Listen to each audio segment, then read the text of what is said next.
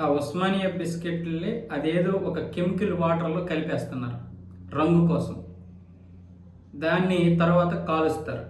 దీనికి అంటే ముందు ఆ పనికిరాని మైదా ఏదైతే ఉందో ఆ మైదా కూడా మామూలుగానే మైదా తినకూడదు, మళ్ళీ ఇందులో కూడా నాసిరకం మైదా. దానికి వీళ్ళు ఏం చేస్తున్నారంటే కుళ్ళిపోయిన గుడ్లు వాడుతున్నారు. ఇప్పుడు ఫుడ్ ఇన్స్పెక్టర్ వాళ్ళు తనిఖీ చేశారు హైదరాబాద్లోని అంబర్పేట ఆ ప్రాంతం అంతా. ఈ బిస్కెట్లు దందంతా బయటపడింది. చెత్త చెదారము, ఈగలు, దోమలు, వీటితో పాటు కుళ్ళిపోయిన గుడ్లు.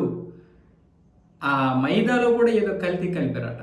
మైదానే ఒక దరిద్రం అంటే మళ్ళీ అందులో కల్తీ. మనమేమొచ్చేసి వీటిని బిస్కెట్లలో ముంచుకొని విపరీతంగా తినేస్తాం. ఇప్పుడు అతన్ని అరెస్ట్ చేశారు, అమీరో మహమ్మద్ అమీరు ఎవరిని మొత్తానికి అరెస్ట్ చేశారు. ఇంకా ఇలాంటి వాళ్ళు చాలామంది ఉన్నారు. పట్టుకుంటున్నటువంటి వారు, పట్టుబడుతున్నటువంటి వారు 5%.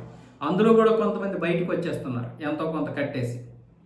మన దేశంలో ఫుడ్ విషయంలో చాలా అంటే చాలా కఠిన నియమాలు అయితే లేవు.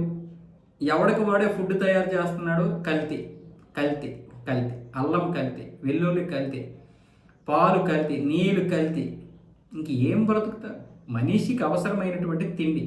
ఇప్పుడు మిగతా వ్యవస్థలు ఎలాగో నాశనం అయిపోయి అవినీతి అయిపోయి అంటే ఓకే, ఫుడ్ కూడా అవినీతి అయిపోతే ఇంక మనం ఏం బ్రతుకుతాం? ఒక మనిషి ఆరోగ్యం కూడా లేకపోతే ఇంక ఎవడి మీద ఈ పరిపాలనలో ప్రభుత్వాలు, ఎవడి కోసం ఈ పరిపాలన?